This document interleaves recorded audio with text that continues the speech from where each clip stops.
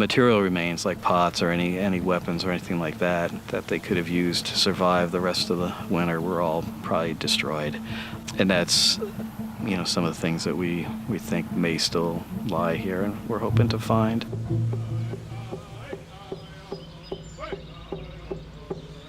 This is where our people roamed for hundreds, if not thousands of years. As soon as the Mormons discovered the Cache Valley, and they did, it kind of changed the game.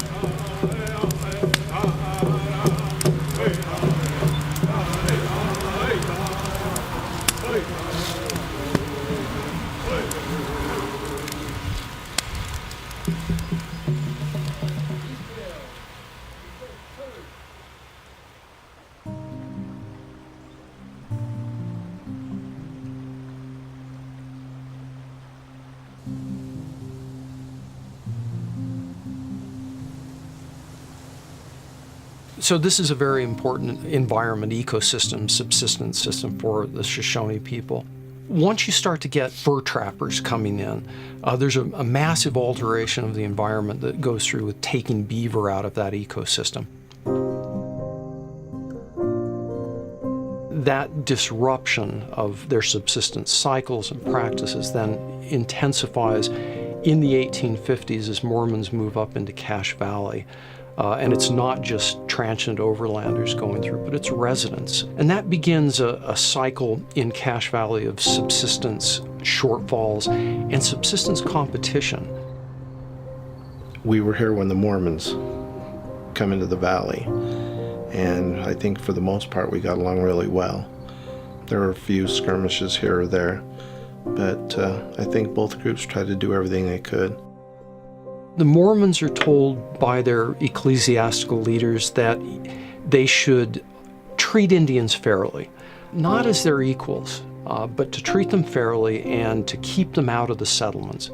And the purpose there is to avoid conflict. We just found ourselves we could beg for food, starve, or steal. The Indians, when they would go in and they would take a head of cattle or something, they saw that as more of a rent payment, as an agreement between the two peoples that was being honored. But they saw this as stealing. They didn't want to give. There was that greed that infects people. Eventually, the resources just couldn't support both groups of people living very different lifestyles and traditions to subsist in this valley, and eventually, unfortunately, it became violent. And so when our people started fighting back and started saying, hey, you know what, no, this isn't okay, that's when it was like, all right, well, if you're not going to convert to the religion and become white, civilized persons of our society, then you need to die off. Complaints were made to Salt Lake, to Colonel Connor at Fort Douglas, to maybe come take care of the Indian problem. And he had no problems doing that. I think what a lot of people don't know is Camp Douglas, they were sent to babysit the Mormons. The federal government was worried that the Mormons were going to succeed and run their own country from there. And so it was an easy decision for them to make. And it was not his intention to ask any questions. In fact, before he left, he did an interview with the Salt Lake Tribune that said that nits make lice. And it was his intent to kill every Indian, men, women, and children so they wouldn't have a chance to grow to adulthood.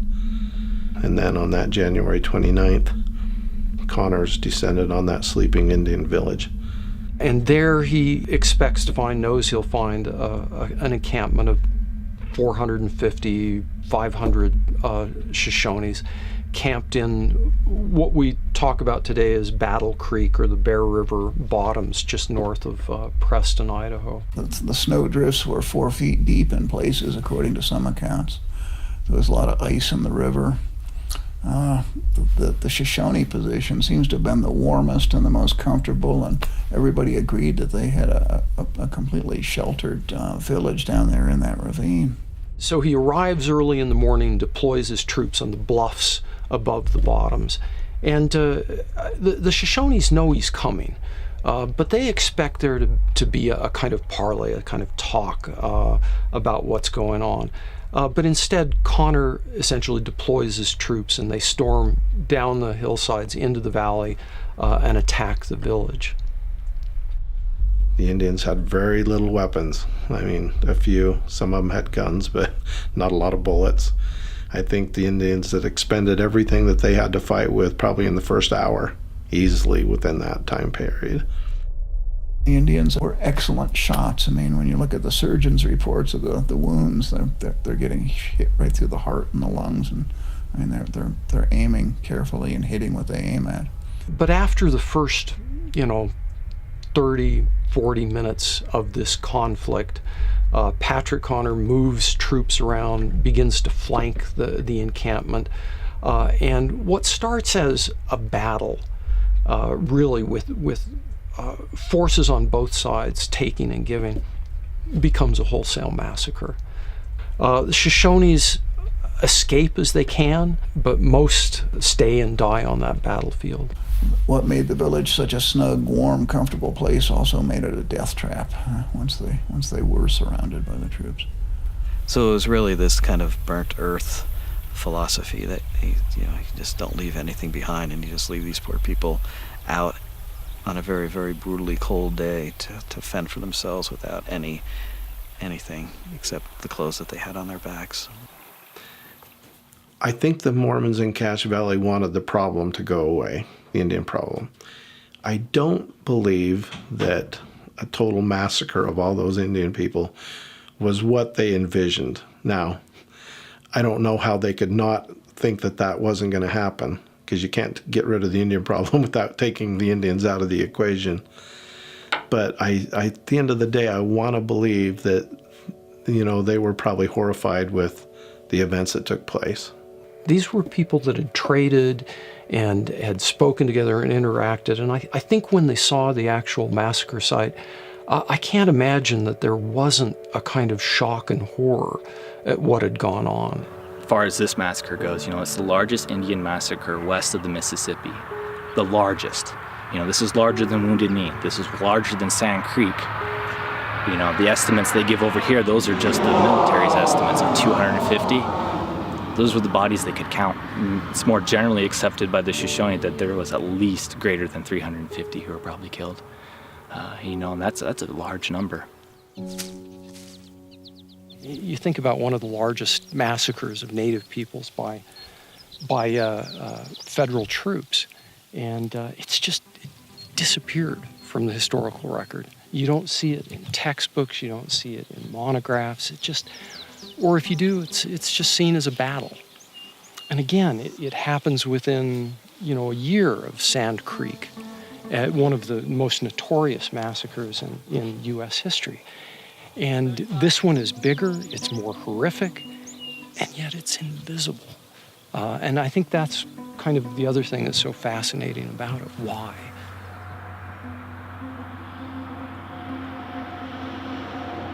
Utah history in general, when it concerns its native populations, has just been swept under the rug. There was some sort of communication from Brigham Young to say, yeah, you know what, get rid of the problem, get rid of it. And that was kind of a win-win situation for the LDS Church too, because if they got the soldiers out of Utah, then they had them off their back. But then if the Indians were killed, all of this land before you is opened up for settlement. And I think, yes, it is partially being covered up. Because it was the Mormon people who called the cavalry in and said, take care of these Indians. And I don't think they realized what that entailed, almost the annihilation of our people. And so to me, sometimes I feel like, is it the dirty little secret that nobody wants to talk about? After a while, people just want to forget it and move on. And they want to do what they were doing before and take that land, plow it, plant it, use it, and get beyond that ugliness and violence. Humans have great memories for what they want to remember. In commemorating the battle, they forget the uglier parts and they focus on the heroism of both soldiers and of local white residents. That's the kind of Daughters of the Utah Pioneer plaque that exists there today, and that narrative, I think, becomes the story. It's not a story of a massacre, it's not a story of Indians, but it's a story of soldiers and white citizens taking care of them in this moment. And in constructing those monuments, then you firm up memory, you create history. I have more heartburn with that monument than anything, just because it's not a true reflection of what really happened.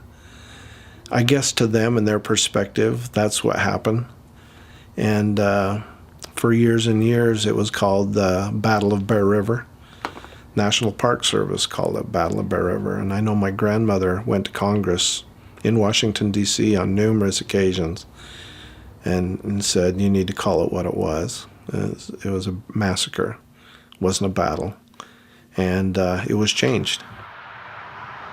You know, I've met people who lived here in Preston who didn't even know about this massacre. There was a kid in one of my class who actually owns land out here, and part of that land is on the massacre site, and he didn't know about it. You know, this is something that's been actively suppressed, and it needs to be talked about. You know, we always talk about healing, we talk about forgiveness, and especially in the LDS Church, they like to preach that, you know, repentance. Well, there are certain aspects of repentance that you have to do in order for it to really mean something. The first thing you have to do is admit something happened. The second thing you have to do is be sorry for it. The third thing you have to do is, you know, make restitution if you can. I talk to people every day in Utah that say, do you know about the Bear River Massacre? And probably half say, well, I've kind of heard about it, but I couldn't tell you one thing about it. And that's the biggest issue I have with it all, is nobody knows about it. That's sad to me. It's sad that the largest massacre of Native Americans in the history of the United States is not really known. We weren't like the rest of the Indian tribes who were taken and put on reservations. And that was only because of the church. After we got confined to a small area, you have to survive somehow, so they became farmers. Most of my family, my great-grandparents and their parents, chose to go to Washakie, which was a small Indian community established by the Mormon Church. They built us homes, taught us to farm, and taught us to live, assimilate to their culture, basically.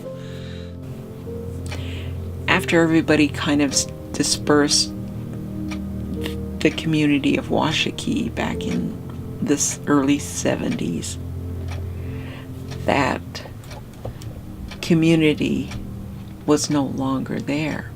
So everybody left. And that's when they started burning the houses, because the church sold the land. And the Indians felt, well, you told us this would be our home forever, and now you're telling us to leave. But they sold the church farm and the Indians had to go. It didn't break their faith in the church. You know, they came through with their guns. Church officials from Salt Lake came through with their guns and forced them from their homes, and then sat there and made them watch them as they burned down everything they had. You know, I look at it as being a blessing. We were taught to work every day. We were taught to get educated. And from that standpoint, we've lived a little different life than most Native Americans today that grow up on the reservation system. And I believe it's a direct result of the massacre. We were taught, like everybody else, get an education and get a good job and raise a family and do the best you can. I think the generations today, and I'll include myself in that, we want to know the story.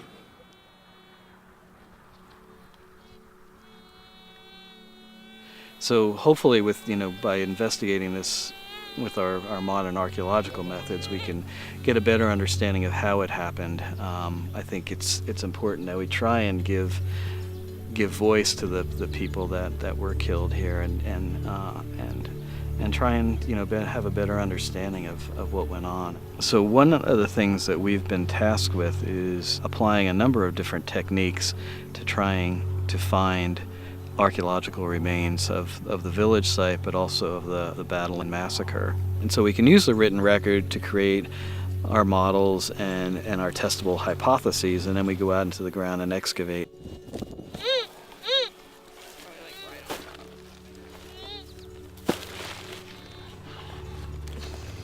Getting close here.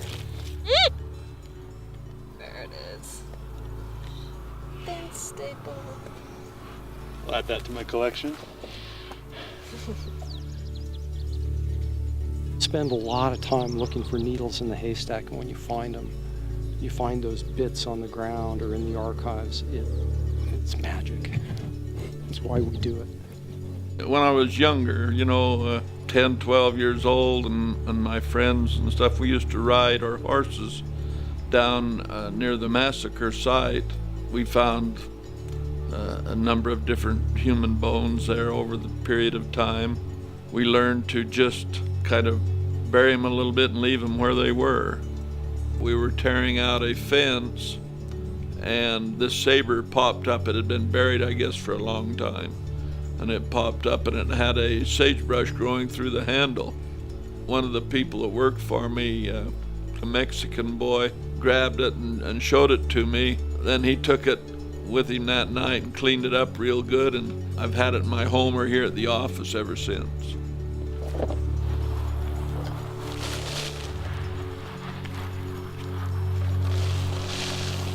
One of the things that's somewhat frustrating, but it's kind of the nature of archaeology is we've got a lot of more recent activities that have occurred in the area that are kind of impacting what we can see archaeologically. So we're trying to work through all that, which is a very slow and cumbersome process. When we can take a look at the metal detecting fields, and there's literally hundreds and hundreds of flags from the metal hits that we find, and everything to date that we found has just been associated with more recent agriculture. But I'm pretty confident that we'll find more archaeological remains from the actual 1863 event. Literally anything that we learn that we can confirm if these geophysical signals do show us the houses or the hearths or the storage pits, that's going to give us more information than we presently have, because at this point there's not even an archaeological site number assigned to the property. We don't know anything about it. This, the archaeological work here and recognizing and memorializing this landscape for them and bringing more attention to the event as a whole is part of that healing process for them, and I think an important step forward for them, and hopefully our little part of that can help them.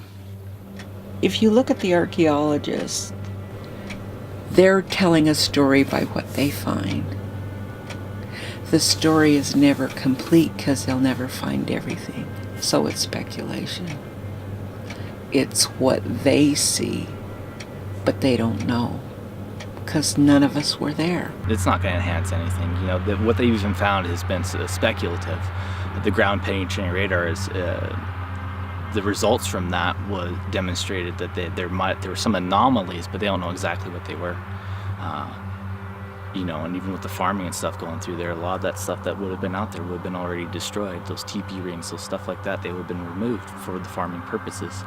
And so, no, I don't feel like this is going to further our understanding any of the massacre itself. Their preliminary results showed that they didn't really find much. To me, the archaeological work is worth it in the respect that we'll maybe be able to tell a story now. And not from the native perspective, but from Ken Cannon's perspective, the archaeological perspective. Because a lot of times in the white world that we live in, that perspective seems to ring louder to the general population.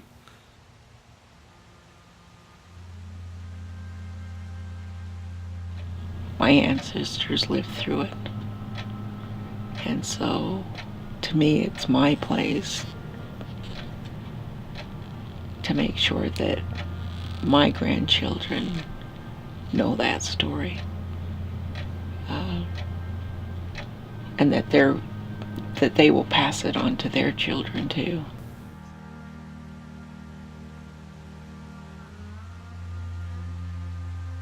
Ultimately the story of Bear River is their story. And in some ways we need to respect the story that they want told, as well as recognizing our role in that story. History doesn't always affirm us.